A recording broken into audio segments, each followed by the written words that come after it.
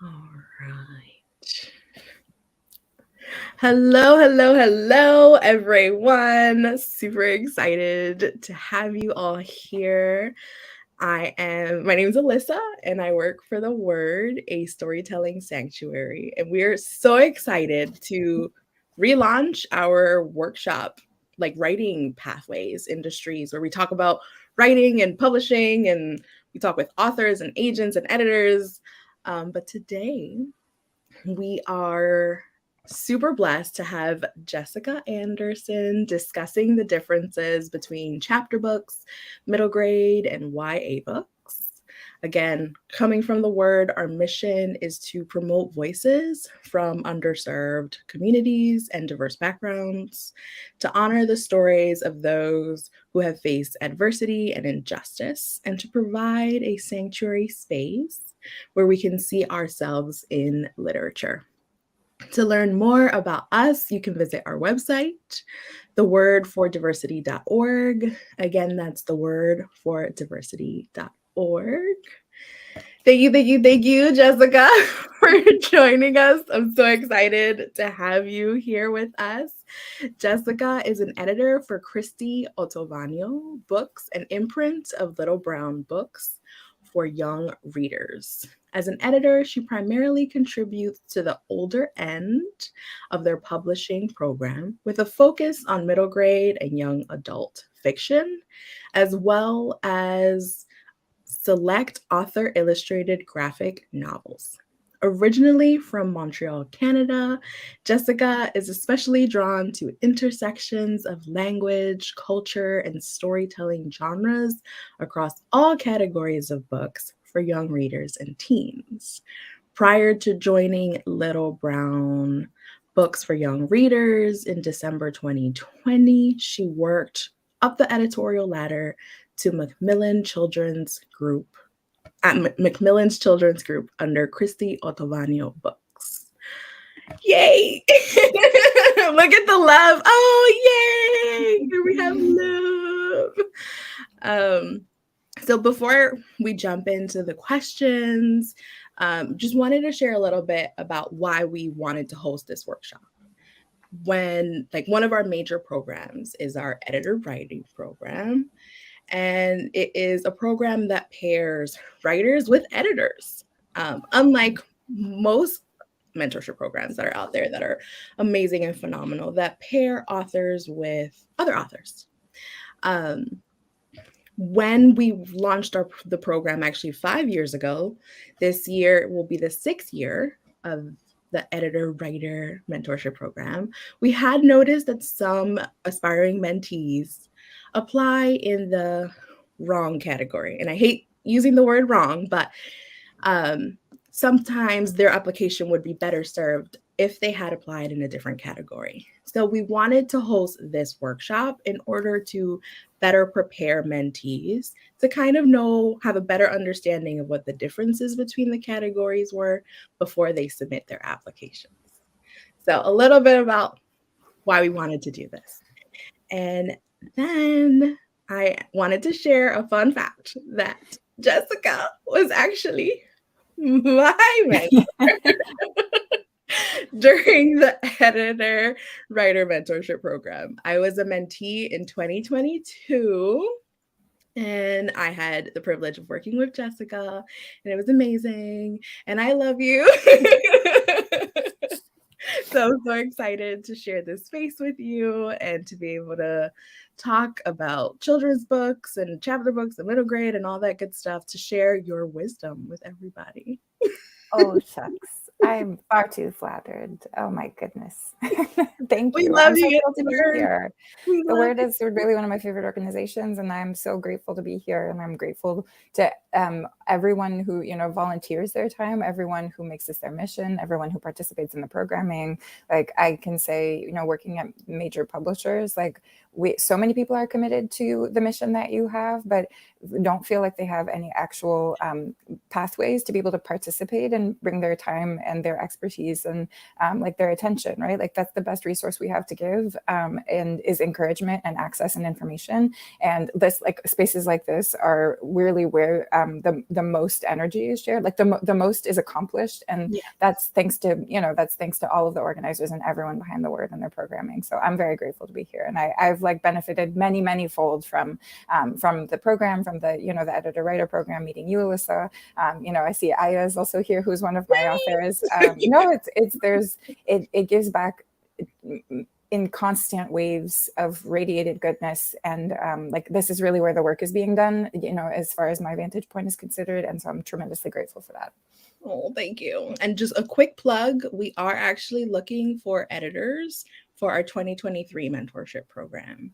And we've expanded it. When you were my mentor, we only had a few categories. It was picture book, middle grade, YA, and I think that was it. It was only 5 categories. Since then, we have 11 categories. Wow. We have extended to 2 picture books, chapter book. We included chapter books now. Middle grade, instead of 1 YA mentor, we're looking for 2 YA mentors because we've gotten a lot of YA submissions over the years. And then we also offer adult categories like poetry and romance and sci-fi, and then general adult, and memoir. So literally everyone and anyone that is writing something, we've tried to cover all the categories. So encourage everyone that to apply to the mentorship program, and anyone who knows any editors, please reach out to us. I'll put in the chat where you can email if you are interested in being a mentor. Okay, but enough of that plug. How are you doing, Jessica? Oh, I'm so good. It's such a thrill to be here with you, one of my authors, well, 2 of my authors to my knowledge, and, all of the other affiliates of the word. This organization has given so much to me. Like, I actually find people take for granted that editors are constantly getting this whole stream of submissions, but it's not always the submissions that we want. It's not always the books that we're looking for to fit spaces on the shelves that we see are not yet occupied. And, to be able to engage with, all of the creators who are part of the word and who are just either new or longtime contributors or just recipients of opportunities here. Like, this is actually, these malleable, more dynamic spaces that center mentorship and access to information are where the change is brewing, are where, the stories that we're not seeing, like, this is really the direct access path. And this is like my favorite place to find and develop books. Like, I'm really a developmental editor in terms of what this appeals to me, like what kind of work appeals to me in this, as far as, working in publishing. I love creative development. I love meeting people who have something to say and aren't yet sure what the best way to say it is, and just dialoguing with them around that. So again, I mean, if I can just say one more thing before we jump into questions, the manuscript that I submitted for the mentorship program, it was good. I worked really hard on it, but it is entirely different from the book that's actually going to get published. And I have to say, the one that's actually going to be in the world is literally like times infinity better than the version I submitted. So I'm just, I love you, and I love working with you. No, I think we are, like, another thing that I love in terms of like our success story is that it's totally by chance. It's like 2 people absolutely engaging in a good faith effort towards like a shared vision and a shared hope and a shared just like participating in the process, right? Like participating and believing that working directly with like new talent who don't yet have either agent representation or who have not yet been published or who don't even, aren't even sure what the best format for their work is. Like, all of that does not mean that you won't produce something amazing and meaningful and award-winning and that won't see the light of day as a published book someday. Actually, like, this is where it is entirely possible that it can and will happen. So I want everyone to also just feel hopeful, because I know that part of the creative process, especially as you're starting out and when you have a lot of ideas that aren't yet formed or in development, or you're getting a lot of critique feedback from different writing groups, or or if you've been submitting and getting discouraged by responses and submission processes, it can take take a long time, but being active is actually your part. You're doing it. You are doing it. Even if you're not yet reaching the goals that you have, you're engaging with the process means that you are doing it. So take courage. Amazing. Amazing. So can you talk about some of the other books that you've worked on? Oh, absolutely. I'm always happy to talk about my books. So since the premise of this session is distinguishing between age categories and formats, I'll actually just talk about a handful of my books from youngest to oldest. So I do work on everything from picture books through young adult. I know we highlighted specifically the older end of, my publishing range, just because that is my primary focus on our list. But I love all formats. I do, two of my picture book authors are here today, so I do select picture books, and actually they do have things in common, which I'll touch upon. But one example is I actually love select picture book biographies. So this book, Flying High, the story of gymnastic champion Simone Biles, is a picture book biography of the iconic Simone Biles, who is, a role model for all of us, but especially to young children.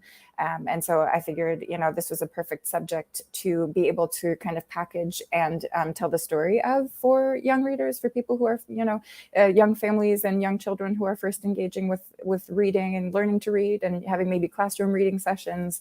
I thought a lot strategically about, because this is actually a subject that I pitched to a writer that I was working with at the time. Oh, very cool. Yeah. No, I love the dialogue, right? I love sharing ideas and thinking about what are you best equipped and interested in, and what does your writing style lend itself to? And then thinking about what could the market use, and really kind of springboard off of that. But, literally. Yes, exactly. A springboard, in the case of Simone Biles, springboard, double twist, all of these things. But so basically thinking a lot about the intersection of what your calling is as a writer, and what your interests are, and what your writing style is. And what does the market need? What could it use? What might it respond to? What can you imagine on the shelf, or, face out at Target? What will be in discussion in the media? What moments throughout the year are promotional moments? In the case of this book came out purposefully right before the last Summer Olympics, because we knew that, national media and international media were going to be a boost for, the exposure to this book, even if it had no coverage was about the book. Just the name Simone Biles being in the ethos and being something that was relevant and discussed and idolized was going to help, create retail opportunities for the book. And it absolutely did. So that was very satisfying. For anyone here who is thinking about, or if you have any picture book biographies that you're working on right now, I would advise you to think about these questions. So, are there existing books on this person in the market? Definitely do your research. And if you're finding that there's a lot, maybe it's going to be harder to place your book with a publisher. It's a numbers game sometimes. And if we don't feel like the market has enough shelf space available, because there already are some excellent books that are really established classroom research tools for those particular people and subjects, it's probably going to be harder to make a crack at it once more. So that's question number one. And if there are, other books on the topic, how does your telling break away from and or supplement what's already out there? So you need to be able to articulate specifically what your book does that nothing else is already doing. What does this book accomplish that is more than you would get from simply reading a quick Wikipedia page of this person? So that's another thing to consider. We don't just want biographies to be quick soundbite informational. We do want to think about what artistically are you doing that reveals an element of this person's life or their story that's maybe a little bit more of a hidden piece of their what's their public image. So again, think about what your voice as a creative person, as a writer, as an author stands to do to illuminate something that's not yet been part of the public dialogue around this particular topic and person, right? Yes. So what do you get out of this book that is more enriching, more memorable, and more insightful than just reading the Wikipedia page about this person? So that's Flying High, and that's also just a touchstone on picture book biography and nonfiction. Another book that I'm very excited about and excited to spotlight here specifically is The Night Before Eid, A Muslim Family Story by Aya Khalil. And I see there are questions popping up in the chat, which I will address in just a second. Or maybe that's just Alyssa. Yeah, we'll take care of it. Things I'll just take away. Yeah. It was like a major because it was long. Yes. The Night Before Eid. So this is another perfect example of the select types of picture books that I am very excited about and go for. This book specifically, it's an intergenerational love story among Egyptian American family members, all centered around preparing for and reminiscing about Eid traditions at the end of Ramadan. It's a very luminous holiday book that's coming out next month. Aya is such a dream creator, and again, so thoughtful and pragmatic and strategic, and really just like spreads good everywhere she goes. So if you're thinking about your own picture book projects and like around holidays and traditions, think about these questions, which again, The Night Before Eid really addresses like very succinctly and great, which is one of the reasons why I knew I wanted to buy it as soon as I read it was, what books did you kind of turn to and remember around this time of year, around this specific holiday or tradition or calendar moment as a child yourself, right? Like pulling from the personal is often a place where you're actually going to write something really meaningful and poignant and unique to you. It's like a story that only you can write. And those are often the ones that like shine the brightest. So think about, again, your childhood and your young life, and what books either do you remember loving and that were really enriching to you, and what does the market stand to do in terms of creating more opportunities, on that shelf space, and two, were there any books available? Like, did those books exist, or were they accessible to you? Even if they perhaps did exist, were they on your shelf? Were they in your classroom? Are they in your children's classrooms? Is this a book that you wish, is the book that you're writing something that you wish your community had available to you, to others in your life, in order to celebrate a specific calendar event, right? So specific calendar events are great organizing principles when you're thinking about, books about tradition, because there are merchandising and promotional opportunities, once again, in stores. Like we're thinking about, what are people celebrating at home and what book might be a great gift to give, or, especially when like teachers are looking for books that more inclusive classroom collections, and to be able to make sure that all of their student body is represented in terms of what, calendar year moments are spotlights in the classroom. Like, does this book stand to like sit on that shelf and fill a need? So I love that. Yeah, no, it's true. I mean, it's a great way. I always think it's the best way to approach thinking about your work is going to be, of course, creative, and like you're in such good company constantly with other writers. I see Arlene's comment, but also intersecting your writing style and interests with market shelf space. Like that is like, it's like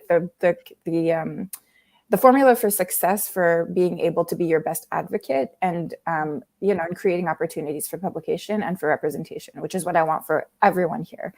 Because I know, you have a sense of purpose, you have a cause, you have a vision, you have a creative drive, and your voice is unique and specific. And I want the like plus market shelf space to be the thing that really gets you pulled right out of the pile. And I'm always very impressed when I receive pitches or, speak to people who know exactly how to speak about their work in that way. And I think it's the hardest thing to develop. So yeah, as a creative, it's definitely harder to put on. It is. It's harder to put that hat on, but you have the ability, and I want everyone to feel empowered to do that, because you are your best advocate, and that it goes a really long way. So. Okay, onto the older categories. The middle grade and the YA, which do make up the vast, majority of my list. So a novel that I don't have in hand right now, my middle grade, sadly, I don't have the presentation material, but a book we published last year that was so much fun. It's called J.R. Silver Writes Her World by Melissa DeSori. And it's a story of a girl who is struggling between childhood and tweenhood, that awkward phase where some of the kids in your class are acting much older than you are, or, there's like a real spectrum of kids behaving as adults and kids behaving as kids. And it's like the most uncomfortable, like humiliation is a feeling that becomes very prevalent at that age. And so this girl, she discovers that the stories that she writes in her creative writing class at school, they come true. So it is a writer's wish fulfillment fantasy. And of course, full of misadventure and lessons about consequences, right? Like, what do you do with that much power? So That's a lot of fun. But again, That that's is so much fun. it is. It's a lot of fun, and it's like a hint of magic. But it centers that developmental milestone moment, that awkward transition, emotionally, socially, between thinking of yourself as a kid and thinking of yourself as a teenager, and what happens when you're in this like helter skelter world in between, and what gives you a sense of control and a sense of self. So, if ARCs are available. More than arcs, books are available. I just don't have one in my hands yet. All right. Yes. Another book that I have forthcoming this year, which nonfiction is a huge passion of mine, just because I love books that can exist in the classroom for a long time. And this also speaks to, I think, a lot of what the Word's mission is about, is this book called Indigenous Ingenuity, A Celebration of Traditional North American Knowledge by Deidre Haverlock and Edward Kay. So it's coming out in a few months, but this is a work of narrative nonfiction that decolonizes STEM education for kids. So it reappropriates tons of scientific and historic inventions and processes, explaining them through experiments and activities and prompts, so very teacher friendly, and giving attributions and specific interviews and spotlights to the first peoples of North America. So.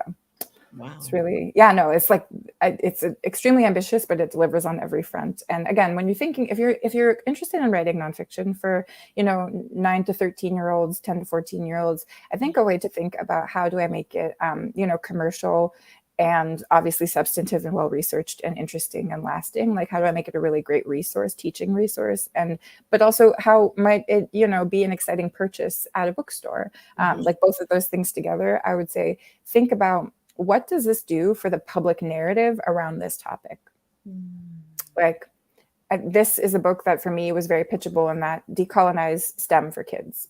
Like that was like all I needed to say, and my team got it, and they were like, yes, why doesn't this book exist? So think, if you're a nonfiction writer, which I think this group is probably a little bit more fiction focused, but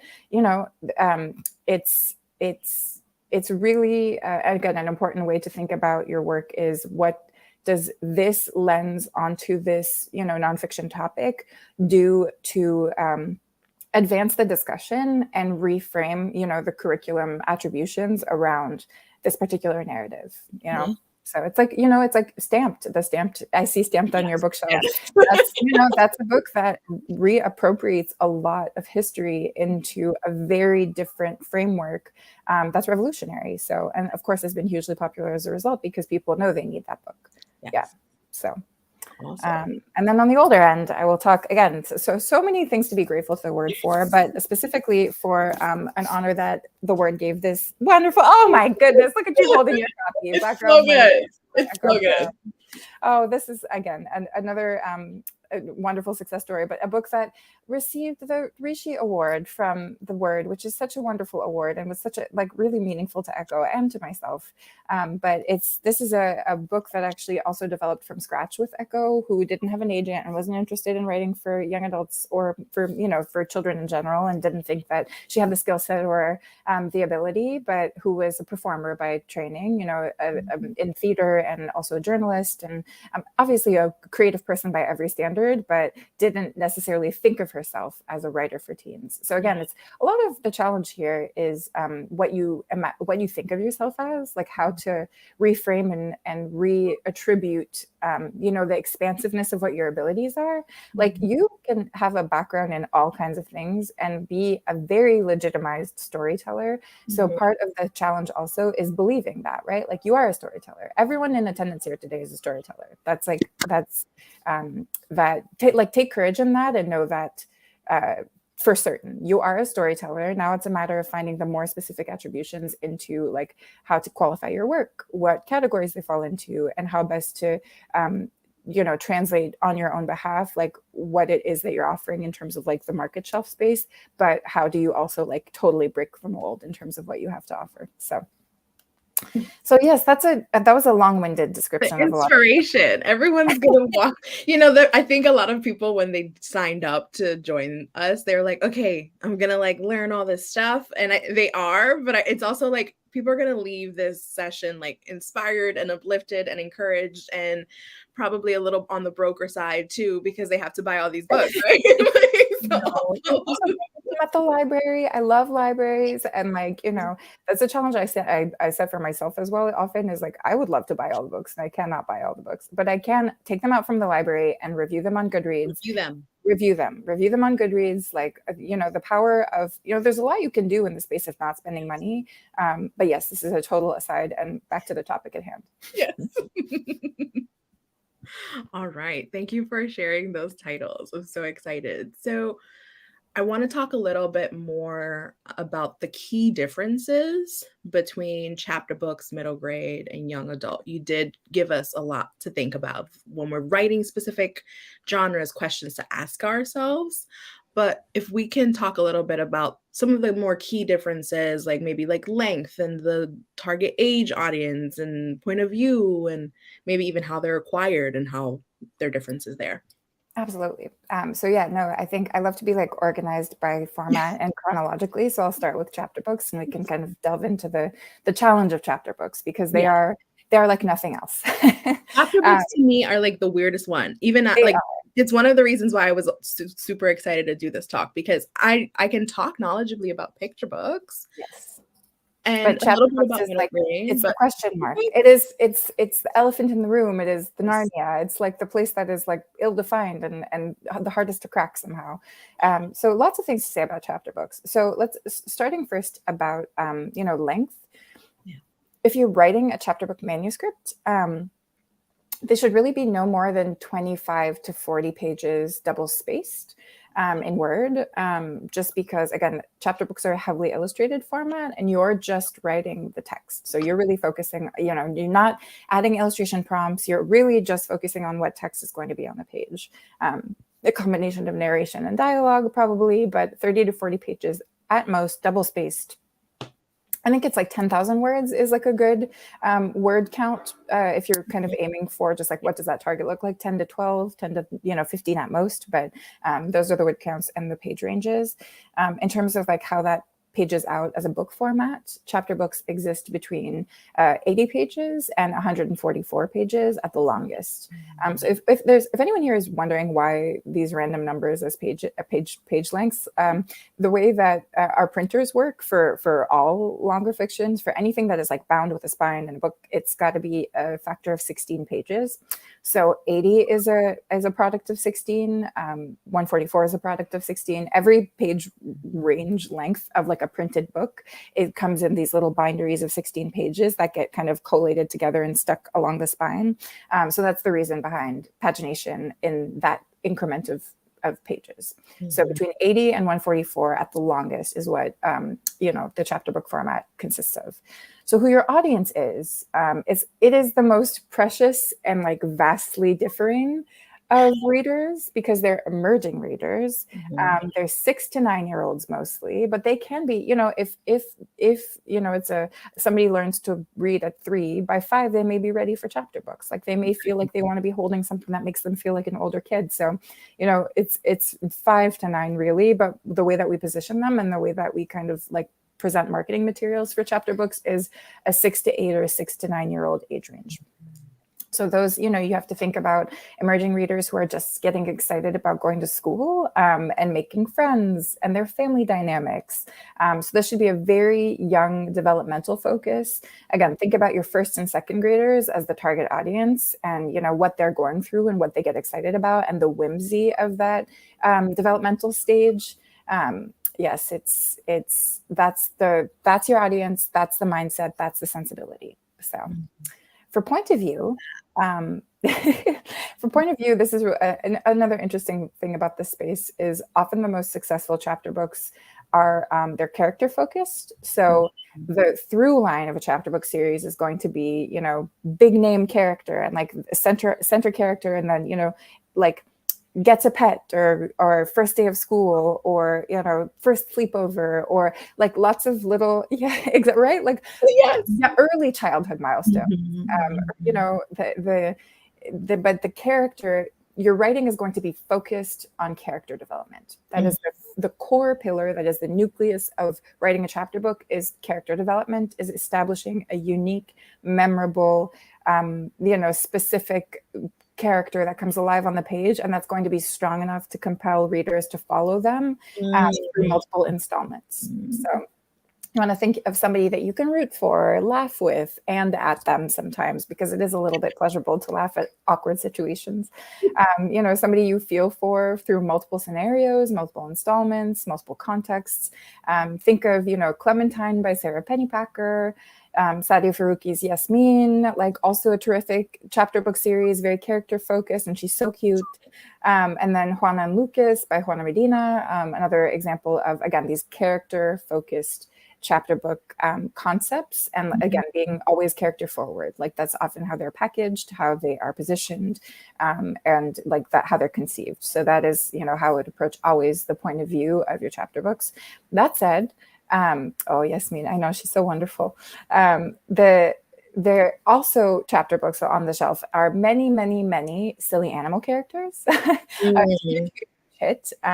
Kids love to laugh at like these little hapless, zany, outrageous animal characters, like the Bunjitsu Bunny series by John Himmelman, Mercy Watson, the Pig by Katie Camillo, these like funny, imaginary anthropomorphized animal heroes who are just so lovable and easy access points for any kid in any situation and any reading level to root for, because, we just have this like basic attraction to animals. So of how they are acquired. So this is, I think, the kind of the biggest challenge. Of all of the formats that we're going to discuss today, chapter books are the hardest to acquire for us editors, because often they are the most difficult persnickety shelf space to establish in our market, because chapter books have been historically program based. So for instance, HarperCollins has the I Can Read program, and they've got tons, if everyone should look into the I Can Read series, like all of their kind of character driven properties, in addition to just like new spin-offs and things like that, belong into their kind of guided shelved reading, they're shelved for reading levels. So they're very kind of educationally focused and developed in that sense. But it is a very established series and program that has kind of devoted bookstore space, like in all bookstores, which is why, again, they've got a really strong hold in that end. I remember reading those in school. I didn't think about them being in bookstores though. Yeah. Yes. Exactly. So I see a question about the number of chapter books, and I'll get into that as well. But first, just thinking about what outlets are available and best positioned to, launch successful chapter book franchises. Scholastic also has many different, chapter book arms and focuses and imprints. I think that one of their imprints called Acorn Books is a specific chapter books focused imprint. So there are these little enclaves kind of throughout publishing, and often at the major publishers, who are devoted to and experts in the chapter book field. Disney Hyperion also, Mo Willems has this Elephant and Piggy like reading kind of spin-off chapter book series where they spotlight different author illustrator creators. Random House has the, Who Was Grasset and Dunlap, enormous nonfiction chapter book series, right? That addresses specific biographical topics as well as historic events. And those, again, have like almost a monopoly in classrooms. They're just these very established, like mega programs where, because they can publish in bulk, and because chapter book readers live in that space for such a short amount of time, the market looks very different than for every other age range. Like 6 to 9, 6 to 9 is so difficult because we compete with picture book readers on the 6-year-old end and middle grade readers on the 8 to 9-year-old end. Right. So chapter books, it's like if you're looking at a Venn diagram, you have picture books in this enormous circle, you have middle grade in this enormous circle, and this like teeny tiny slice that is chapter books. So it's a numbers game. And so if those of you who are, excited about and focused on chapter books, I would encourage you to expand your writing practice, only because versatility will teach you more about the format, but also potentially be more of a foothold into, your first publishing opportunities. And then once you have those relationships, you can kind of position yourself for potential work for hire opportunities in those giant programs and or original chapter book development, with your own characters and your own kind of storytelling focus and story world. So yeah. And before we move on We'll to address middle grade, there's two really good questions that I just wanted to address first. So if you are interested in writing a chapter book series, how many stories should we plan for? Are they usually acquired in certain numbers? Yes, these are great questions. So I would say plan for 3 as just as part of your pitch materials, like plan for 3 distinct story arcs. They're not necessarily going to be acquired as 3, but they're definitely often acquired as 2 minimum, because it's advantageous to be able to have at least 2 to offer in a short time span in order to be able to have like something substantive to go to bookstores with, and to compete on that enormous shelf space. But definitely plan for 3 in your pitch materials, like develop 3 concrete, discrete story arcs, developmental spotlights. Again, could be like, one is a holiday story, one is an introduction to the first one is an introduction to the character and their world and their school, for instance. One is a holiday story, and one is a some other developmental milestone. Yeah, exactly. I like the sleepover idea. Yeah, the sleepover idea. It's just so cute. Yeah. All right. And then we have, should authors write just one chapter book from the series or all? We kind of like talked about that a little bit, but if you wanted to add to that. Yeah, I would definitely, I would write the complete first chapter book, just to give a sense of what the flavor of your writing and the character development looks like in the scheme of that complete manuscript. But then also develop, the ideas for 2 and 3, just so that, again, you could show that you've conceived of it as more robust than just the one manuscript that you've already written. So awesome. And then we have one more question that came up. Miriam, hi Miriam. I was thinking I'm targeting 7 to 10 age group. Would that still be chapter book or more middle grade? So 7 to 10 is very it's a great slice, but I would say it's going to skew more middle grade, because that's more 8, 9, 10. That's a middle grade reader. 6, 7, 8, that's a chapter book reader. So 7 to 10, I would say you're probably on the lower end of middle grade in terms of like sensibility and reading level and, developmental concept. And so for something that you're targeting in 7 to 10-year-old, you probably want to aim for 200 pages. 200. Yeah, because that will feel substantive to a reader of that age. It'll feel like, oh, I'm a big kid reading this, but it won't be too much. But it's like the younger end of middle grade.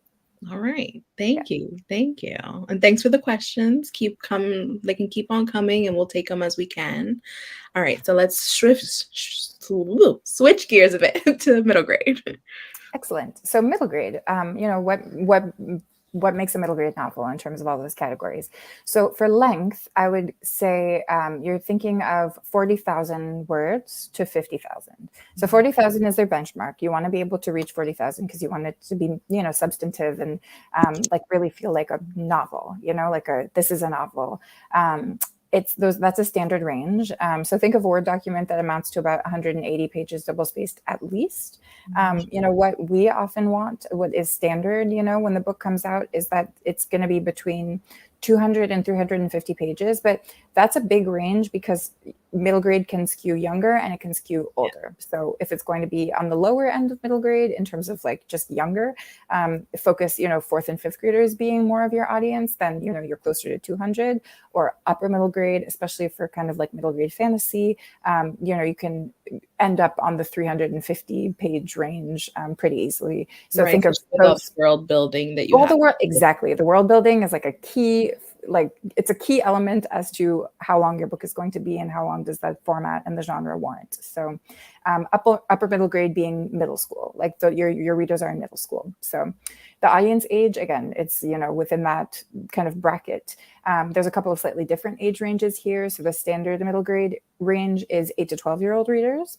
And there's also, middle grade for 9 to 13 or 10 to 14. Like you can kind of, they go by 4-year blocks typically is how publishers tend to talk about categorization and shelf space. So just to have a sense of awareness about, who your reader is and what developmentally is going on. This is a funny, weird thing that editors come across a lot, and it comes from sales and it comes from the people who are putting the books on the shelves in the bookstores and the classrooms. But try to avoid having protagonists who are 14 years old because they don't know what to do with them. They don't know if it's upper middle grade or younger YA. And that's kind of like this weird, it becomes this weird Sophie's choice of uncertainty. And therefore that ambivalence actually can just be detrimental to your project, to the book, and to its ability to kind of find its widest possible audience. So I would say make the protagonist, if they're a human protagonist, 13 at the oldest. So the point of view should be tweendom, right? So the upper ends of childhood, transitional moments emotionally, physically, intellectually, between being a kid and being a teen, including a sense of adventure, some light forms of danger and autonomy, explorations of identity, developing a sense of self in like a very concrete and, self-determined manner. How does your POV character relate to the world, to themselves? In conflict, are they in conflict or are they in tandem? What are they reacting to? What are the key relationships they're engaging with? Friends, crushes, teachers, parents, siblings. Like those are the components that make up the world of a middle grade novel. So how they are acquired, I would say much more traditionally in terms of, the market for middle grade really expands much wider because it doesn't quite depend on having these like hyper developed, like deep reaching programs. That's not how middle grade fiction or nonfiction is branded or sold into stores or classrooms or libraries. So it's kind of like a wider field to play within. So it's much easier for editors across all of publishing to be able to publish into the genre without worrying about whether you work at a publishing house that has an arm, for the chapter book market or not. So makes sense. Okay. Oh, so I feel like I need to rewatch this workshop five times. So for everyone recorded. So if you're eagerly writing notes, like that's fine. You can watch it again. So it's okay if you don't capture all of the goodness that Jessica's sharing with us. This is why we love recordings. Yes. All right. And now YA. I love this. My oldest is 14 and always points out there are barely any protagonists. It's true. That is oddly because of this like market flaw where we are bound to these specific category things. And so I hope it changes in the future. But for now, we just want the books to be discoverable. So 14-year-olds, we love you and we see you and we want you to have every choice of book on the shelf. On to YA. Yes. So what makes a book young adult? Word length, right? So it's going to be 55 to 75,000 words. It can be longer. There's a huge, the older you get, the bigger the range. That's like a funny, weird kind of conceit to keep in mind. But so think of, again, like basically a book between 250 pages on the lower end to 400 pages as a standard length for young adult fiction and nonfiction. Though this breaks down genre-wise pretty specifically. So you definitely want to go shorter if you are writing contemporary fiction, romance and thrillers. All of these are just genres that lend themselves to more casual reading, and readers who don't necessarily consider themselves to be readers still do engage in these particular categories and could sometimes be off-put by like a really thick, chunky book in one of these genre categories. So I would say often, shorter. The shorter, the better. Again, within that minimum 250 page rank, benchmark for contemporary fiction, romance, thrillers, literary. So on the longer end, we of course have fantasy and science fiction, speculative fiction, because world building takes a lot, right? It's all dependent on how extensively imagined and fantastical your world building component is going to be. That really adds significantly to the page count. So just like middle grade, the audience ages can vary in YA. So we've got kind of two branches. We've got YA for 12 to 18-year-olds. Again, this is how we categorize them and shelve them, which is a bit more clean teen, like not so much swearing, no sex on the page, like no kind of condoned casual use of drugs and alcohol. Yeah. So again, that's something that can be more easily handed to like a 7th grader who reads above their reading level. So think of it that way. And then the 14 plus designation, which means your audience is entirely in high school. Your intended audience is entirely in high school, and being exposed to and engaged in more mature themes like different forms of violence, sex and romance, gender and sexual identity exploration, as well as more of a focal point on a character's journey. It's kind of like for a sexier, kind of older sensibility, and very, as we all know, that 14 plus young adult category is also the space where crossover adult readership comes in. Yeah. So you're also getting a lot of, just adults. So I love reading YA. Exactly. Well, I'm sure many of us love reading YA. Tahara Mafi just hit #1 on the YA bestsellers list. And I know, she has tons of adult readers of her fantasies, among so many other talents in this category. So that's something just to keep in mind. You're writing for adults as well, but you should be, your first reader is a teenager. Right. So, right. Yes. And kind of like that books. Your first reader is the child, the 4 to 8 year old, but it's also the adult reading with them. The adult, right? The adult, the teacher, the librarian that's reading it to the child, and potentially selecting the book for the child, right? Exactly. Like it's 2 levels at every stage. But for YA, I would say, again, if you're writing human characters, your point of view must be a teenager, so 14 to 19-year-olds. Deeply flawed and interesting. Logically flawed and interesting, exactly. They're dealing with milestones and transitions of the teen age. So mental health, sexual curiosity and interest, romance, friendship, jealousy, self-esteem, divining, like family legacies. I'm thinking about all of these kind of like seized crown fantasies, like, again, legacy, right? Power, family expectations, imagining what kind of adult you might become, and making the mistakes, navigating the consequences in an environment that produces safe outcomes and makes resolution possible. So yeah. And how they're acquired is also very traditionally. I would say, again, this is probably the hottest category for editors right now to acquire, just because from a market perspective, it's shown the most consistent growth and activity recently. It seems like there are a little bit more opportunities for just new success to happen in this space and more shelf space for YA debuts at retail. The crossover audience remains as active as ever. We love adults reading YA and keeping us in business, and it's really secured the market space for young adult fiction. So that's tremendous. Interesting. Yeah, I've heard a lot of agents saying, they're seeing a lot more like memoirs in the YA space, which was typically like more of an adult space, and romance in YA is doing really well too. So yeah, totally. It's exactly. They speak to each other. Yeah. Cool. Okay, we have one question from Rachel. Do you have any authors that have written stories for a variety of age groups, i.e. middle grade novels and an adult novel? How do you navigate marketing to differing audiences and readers? Definitely. Well, I would say, so if you have a website, like a personal website or a website for your author kind of profile, I would kind of create 2 different landing pages on the website, just because they're going to be such vastly different audiences looking to you as a voice for those different readerships.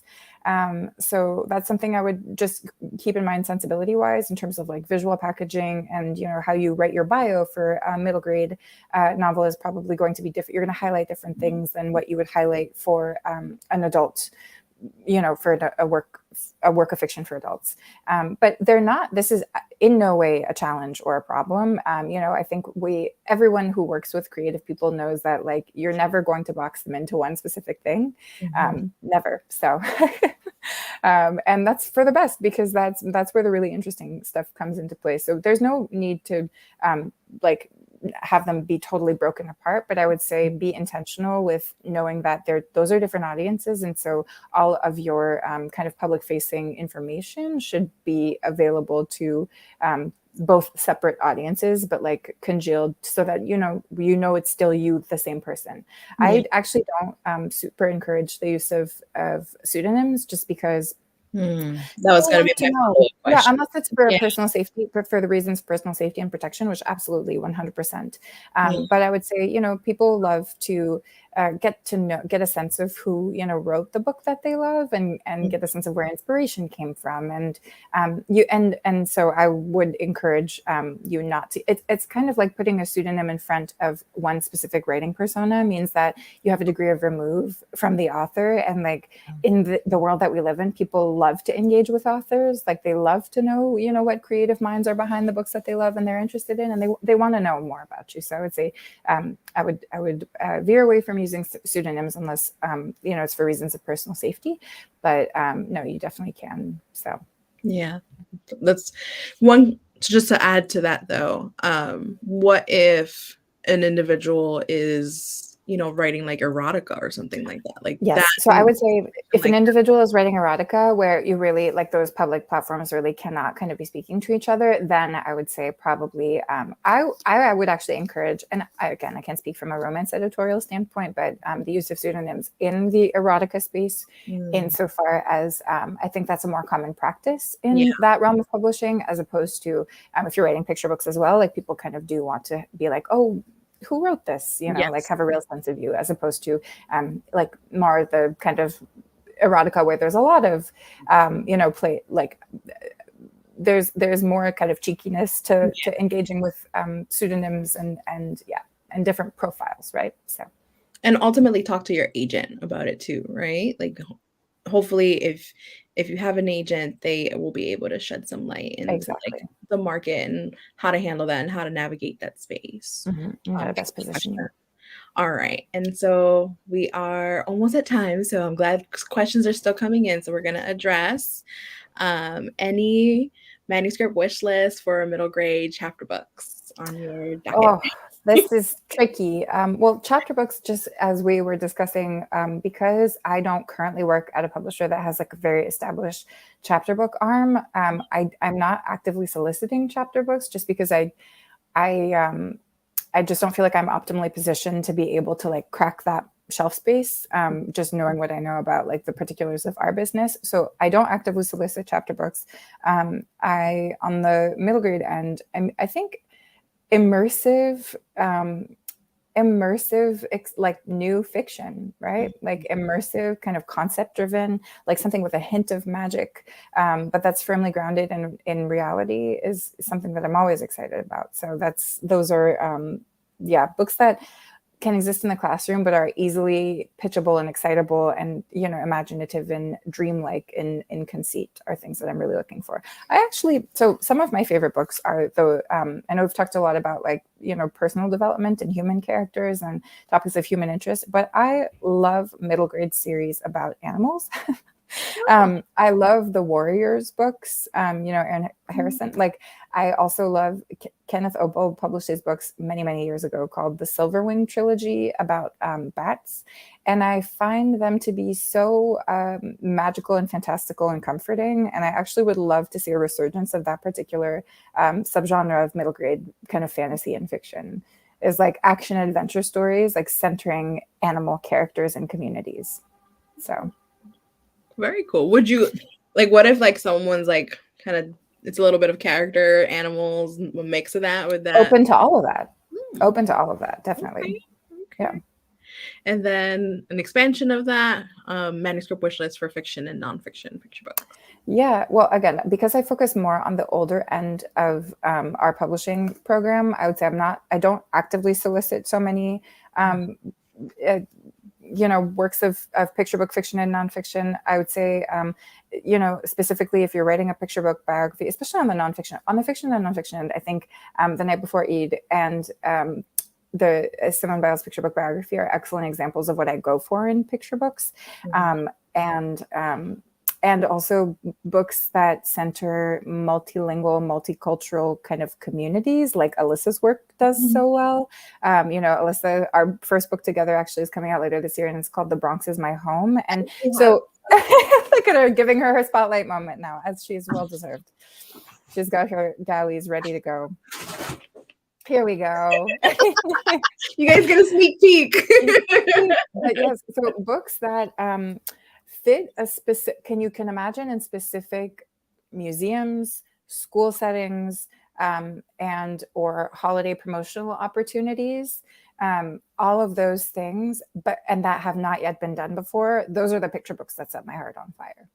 So Yeah, and I think what I've noticed, at least in working with you, like I think why you like my other book, Gloriana Presente, was that like intersection and like the multi-language and it is. That's exactly it. It's like, because I mean, I grew up in a multilingual environment and be in a yeah. bilingual family. Like that's it's something that I'm always attracted to. Aya's work also delivers on that front. I have another picture book coming out this year called What Your Ribbon Skirt Means to Me, about Deb Haaland's inauguration as cabinet secretary, and that also includes some Indigenous language use throughout the book. So I those are you know, the shifting tides and landscapes of you know, the way we live, the way we speak to each other, I think is something that it like just always speaks to me. It always gets me. So Love that. Love that. Oh, thank you so much, Jessica. You're amazing.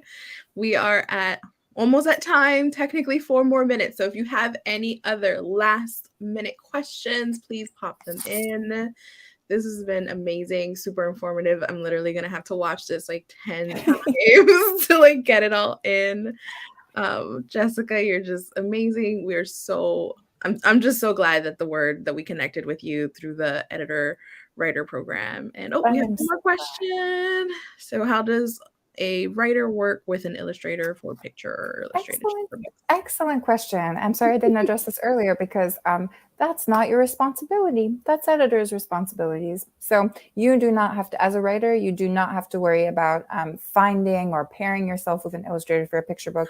Sometimes agents actually happen to represent both authors and illustrators, and they might have ideas for clients who they think might be great partners to work together. But no, it is an editor's responsibility, and also our joy to be able to kind of present you with ideas for who might be a good visual pairing and collaborator for your storytelling. So yeah, it's so cool to see the two come together, and I think I've been really lucky to work with amazing illustrators that just take my weird words that started off as like a bizarre idea, and then they like bring it to life. I've cried with like every version of the illustrations that I've seen. Like, to me, honestly, it's like my favorite part. Like, writing it is cool, and like obviously like working with you has been amazing, but seeing someone else imagine, I know, it's the joy of seeing somebody else imagine share your imagination into something else. It's like sharing, like the sharing part. Sharing a dream. Oh my God, how did you know? Oh my God, you're like, yes. And it's like this really cool bond. And then so last question, I'll answer this one. Rachel, hi. So I actually run the editor-writer program now. So it's come very, very full circle. I went from being a mentee in 2020 to now being on the team that is running the mentorship program. So we do encourage your manuscript to be as polished and complete as possible, because the way that we select the recipients, they are blind read by readers. 3 different individuals will read your application and rate it based on how ready are you to work with an editor. And then based on that, for each category, there are 3 finalists that are selected. And then those 3 finalists are sent to the editor mentor, and the editor mentor picks who they get to work with. We get hundreds of submissions every year, so we cannot ask the editor to read all of the manuscript, which is why we have qualified and experienced readers read them first and rate them, score them. We do have like a rubric and metrics and all this fun stuff that I get to do. So I get to geek out with numbers. I do like numbers. I like words, but I like numbers. So it brings all of my worlds together. If you have any questions, I'm popping in the email that you can send emails to. It's mentorship@thewordfordiversity.org. But you can also contact us on our general website page, and then they'll send that to me. So if you have any questions related to the mentorship program, please email there. We haven't opened up the applications yet for this year. It'll most likely be end of March, early April. We are looking for editor mentors. So if any editors out there that are hopefully listening to this, if you are interested in being as awesome or try to be as awesome as Jessica, you are welcome to apply to our mentorship program. This is just for any editors and who have access to this recording or who are on the call. This has been the most rewarding like program I've participated in, like by and large. And I've met so many wonderful people and so many tremendously well organized events and programs and conferences. But this is my favorite one, and I will not stop giving back to it. So I look forward to telling all of my colleagues about it as well. Yes, please do. Please do. Thank you. Thank you, everyone, for listening. Thank you, Jessica. I love you. And one last thing, we are doing these talks once a month. So every month we're going to be doing a writing path workshop where we talk to authors and editors and agents and other industry professionals where they get to share their insights and wisdom. So definitely stay tuned, log on to our website. Thank you for tuning in, and we will see you next month. All right. And